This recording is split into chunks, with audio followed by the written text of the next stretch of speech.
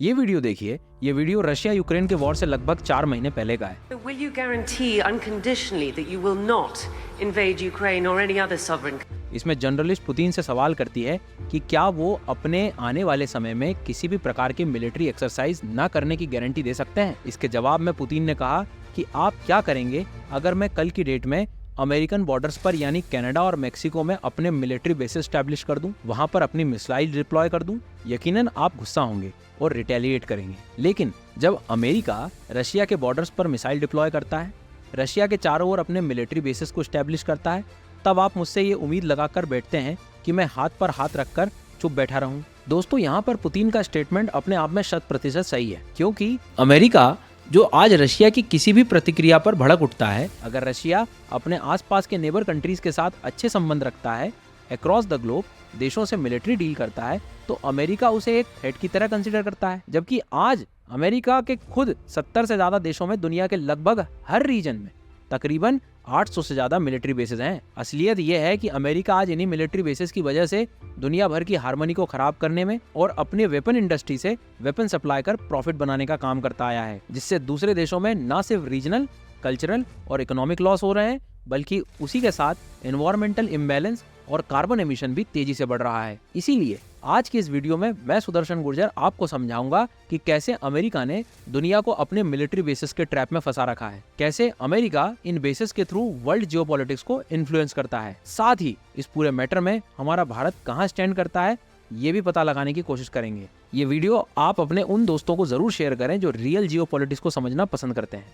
Video को शुरू करने से पहले आइए सबसे पहले ये जानने की कोशिश करते हैं कि आखिर अमेरिकन ओवरसीज मिलिट्री बेसिस की शुरुआत कहां से हुई। इसकी शुरुआत वर्ल्ड वॉर 2 से मानी जाती है, जब अमेरिका ने यूनाइटेड किंगडम के साथ एक डील साइन की। इस डील में अमेरिका ने यूके को 50 वर्ल्ड वॉर 1 के नवल बेसिस प्रोवाइड करवाए, जिसे डिस्ट्रॉयर्स के नाम से भी जाना जाता था। उसके बदले में ब्रिटेन ने अमेरिका को अपनी कॉलोनियल टेरिटरी में 8 प्री एग्जिस्टिंग मिलिट्री बेसिस को 99 ईयर्स के लिए लीज पर दे दिया, वो भी बिना किसी रेंट के, जिसमें Antigua, British Guyana, Jamaica, Saint Lucia, Bermuda, Newfoundland और त्रिनाद के नवल एयर स्टेशन और सी प्लेन बेस शामिल थे। हालांकि वर्ल्ड वॉर 2 के स्टार्टिंग में अमेरिका इस युद्ध में एक न्यूट्रल पोजीशन पर था, लेकिन 7 दिसंबर 1941 में जापानी सेना द्वारा अमेरिका के नवल बेस पर्ल हार्बर पर किए गए सरप्राइज हवाई हमले ने अमेरिका को इस युद्ध में धकेल दिया, और यहाँ से अमेरिका को ओवरसीज मिलिट्री बेसिस का इंपॉर्टेंस समझ आया, क्योंकि यहाँ उसे वर्ल्ड वॉर 2 में ब्रिटिश मिलिट्री बेसिस को बहुत सपोर्ट मिला।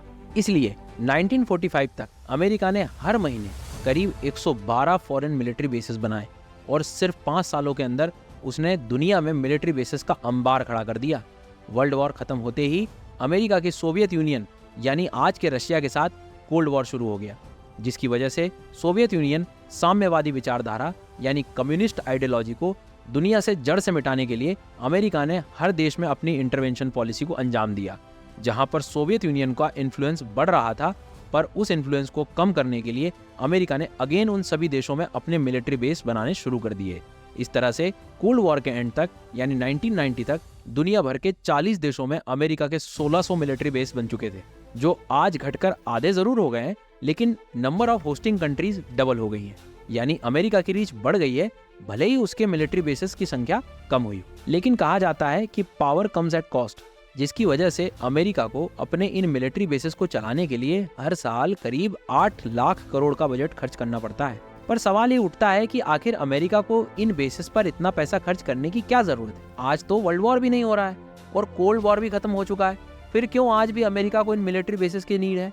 आइए इसे कुछ मेजर रीजन्स में अमेरिकन मिलिट्री बेसिस के एग्जाम्पल से समझते हैं। दोस्तों, अमेरिका के मिलिट्री बेसिस में सबसे ज्यादा कंट्रोवर्शियल रीजन है मिडिल ईस्ट, जहां पर क्रूड ऑयल की खोज के बाद से ही वेस्टर्न तख्तों ने इन संसाधनों पर अपने आधिपत्य को लेकर मिडिल ईस्टर्न देशों से ट्रीटी करनी शुरू कर दी थी। इन देशों में सबसे आगे था अमेरिका, जिसने सऊदी अरब से वहां के क्रूड ऑयल के एक्सट्रैक्शन और उसकी सिक्योरिटी के अधिकार ले लिए थे, क्योंकि उस टाइम तक सऊदी के साथ बाकी मिडिल ईस्टर्न कंट्रीज के पास ऑयल को एक्सट्रैक्ट करने और रिफाइन करने की टेक्नोलॉजी नहीं थी। इसलिए अचानक से आए इतने पैसों के लालच में उन्होंने अंधे होकर एक के बाद एक अपने ऑयल रिजर्व्स को फॉरेन कंट्रोल में दे दिया। इसका ही परिणाम था कि सऊदी के दहरन में अमेरिका ने अपना पहला मिलिट्री एयरबेस इंस्टॉल किया, जो आज सऊदी के मेजर यूएस एयरफोर्स इंस्टॉलेशन है, जिसे किंग अब्दुल अजीज एयरबेस के नाम से भी जाना जाता है। इस तरह से पहली बार अमेरिका के ओवरसीज मिलिट्री बेसेस में से एक बेस मिडिल ईस्ट भी बना।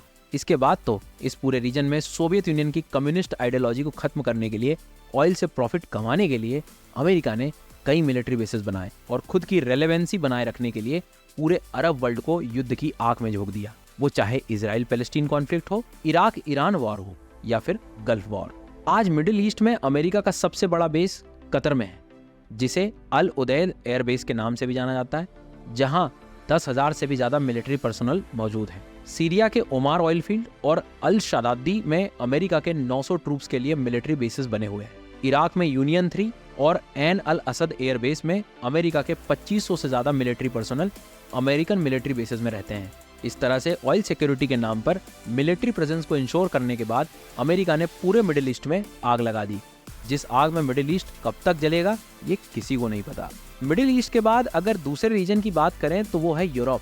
दोस्तों, यूरोप अमेरिकन बेसिस का सबसे बड़ा इलाका है। अगर हम रीसेंट एग्जांपल से शुरू करें तो रशिया यूक्रेन वॉर के साथ ही अमेरिका ने ईस्टर्न यूरोप में अपने हजारों ट्रूप्स डिप्लॉय कर दिए और वहां पर नए मिलिट्री बेसिस बनाने शुरू कर दिए। इसके लिए अमेरिका का लॉजिक ये था कि वो नाटो का मेंबर है और ईस्ट यूरोप में रशिया के इन्वेजन के खतरे को देखते हुए वो ऐसा कर रहा है। ऐसे में जब कॉन्फ्लिक्ट खत्म हो जाएगा तो उनकी मिलिट्री वापस चली जाएगी। यहाँ सबसे पहला मैं सवाल आप लोगों से करता हूँ, आप खुद अपने लॉजिक से बताइएगा कि रशिया यूक्रेन वॉर के समय अगर अमेरिका रशियन बॉर्डर पर अपनी सेना लेकर खड़ा हो जाएगा तो उससे क्या वॉर शांत हो जाएगा या फिर और ज्यादा दोनों देशों के बीच टेंशन बढ़ेगी? इसका जवाब आप मुझे अभी कमेंट सेक्शन में बताइए। लेकिन अगर आप मेरा ओपिनियन पूछेंगे तो जैसी हिस्ट्री अमेरिका और रशिया के बीच रही है उससे टेंशन ही बढ़ेगी। आप बंदूक की नोक पर कभी शांति स्थापित नहीं कर सकते। इसके अलावा मैं आपसे फिर दूसरा सवाल करता हूँ कि आखिर क्या यहाँ अमेरिका सच बोल रहा है? क्या सच में कॉन्फ्लिक्ट खत्म होने के बाद ये यहाँ से अपनी मिलिट्री बेसिस को हटा लेगा? आई नो आप में से काफी लोग अभी कमेंट सेक्शन में लिख सकते हैं कि बिल्कुल सर हटा लेना चाहिए, लेकिन यहाँ आप फिर गलत हैं। क्यों?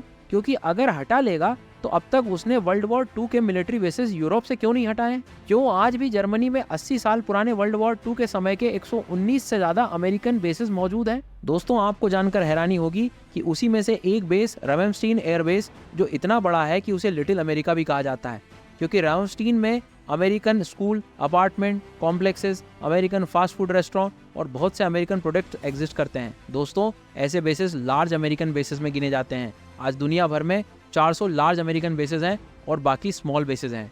जर्मनी के साथ ही इटली में भी करीब 13,000 यूएस ट्रूप्स और यूके में 10,000 के करीब यूएस पर्सनल की मौजूदगी है।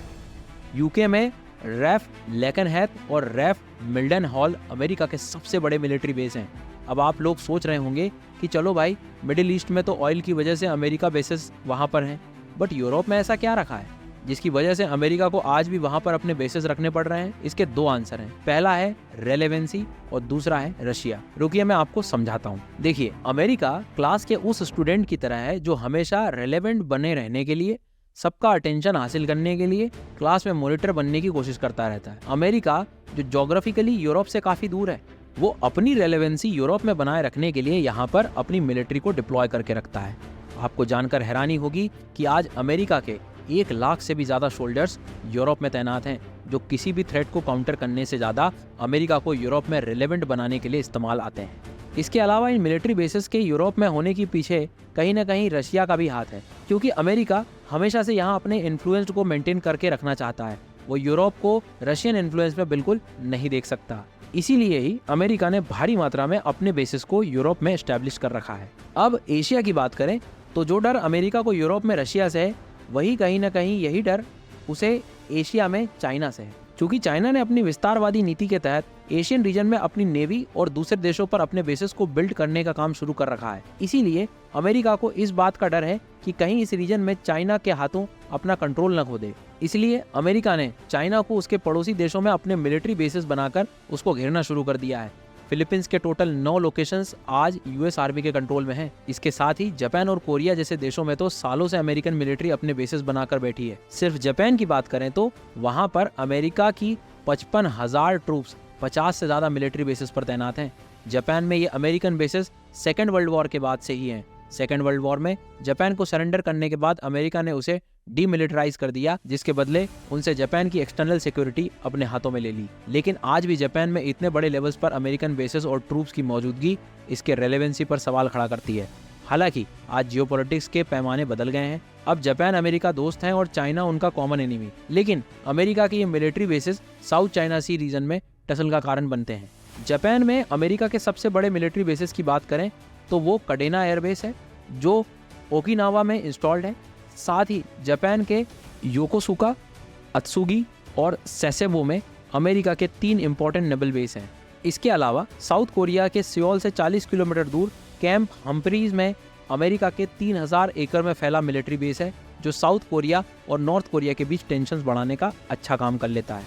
अब इन सब के अलावा अमेरिका जो आज इंडिया का दोस्त बनने का दावा करता है, एक समय ऐसा भी था जब इसी अमेरिका ने 1971 के वॉर में पाकिस्तान की हेल्प करने के लिए और इंडिया को धमकाने के लिए बे ऑफ बंगाल में अपनी यूएस नेवी की 7th फ्लीट शिप को डिप्लॉय कर दिया था। लेकिन इसके जवाब में रशिया ने अपने 2 क्रूजर्स और न्यूक्लियर वॉरहेड से लोडेड सबमरीन्स को इंडियन वाटर में भेजकर यूएस नेवी शिप को उल्टे पैर दौड़ा दिया था। आज भी इंडिया से लगभग 1800 माइल दूर इंडियन ओशियन के डियागो गार्सिया आइलैंड में अमेरिका के मिलिट्री बेस मौजूद हैं, जो इंडियन ओशियन रीजन में अमेरिकन इन्फ्लुएंस को मेंटेन करने के इस्तेमाल में लाया जाता है। दोस्तों, अमेरिका आमतौर से खुद को क्लाइमेट चेंज और एनवायरनमेंट को लेकर काफी सेंसिटिव पोर्ट्रे करता है, लेकिन उसी अमेरिका के मिलिट्री बेसिस आज दुनिया के सबसे बड़े क्लाइमेट पोल्यूटर्स बने हुए हैं। 2019 में यूके की लैनचेस्टर यूनिवर्सिटी की एक रिपोर्ट आई थी जिसमें यह लिखा था कि US military is one of the largest climate polluters in history, consuming more liquid fuels and emitting more CO2 than most of the countries. इसी रिपोर्ट में लिखा था कि अगर सिर्फ यूएस मिलिट्री को मिलाकर एक देश बनाया जाए तो वो दुनिया का 47th largest green house gas emitter होगा। यूएस आर्म फोर्सेस ग्लोबली सिर्फ कार्बन एमिशन के लिए नहीं बल्कि air quality, ecosystem, local biodiversity को भी नुकसान पहुंचाते हैं।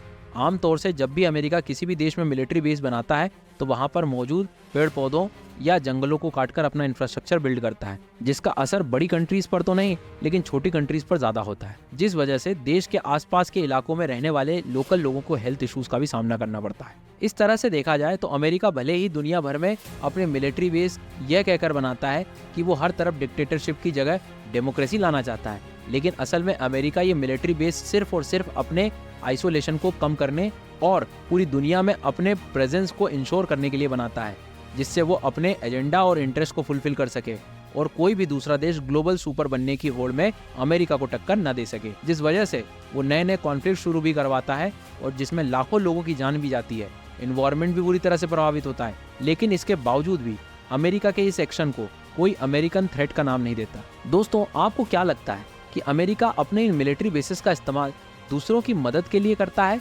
या फिर सिर्फ अपने मतलब को सीधा करने के लिए? आप अपनी राय हमें कमेंट सेक्शन में जरूर बताना। मिलते हैं अगले वीडियो में।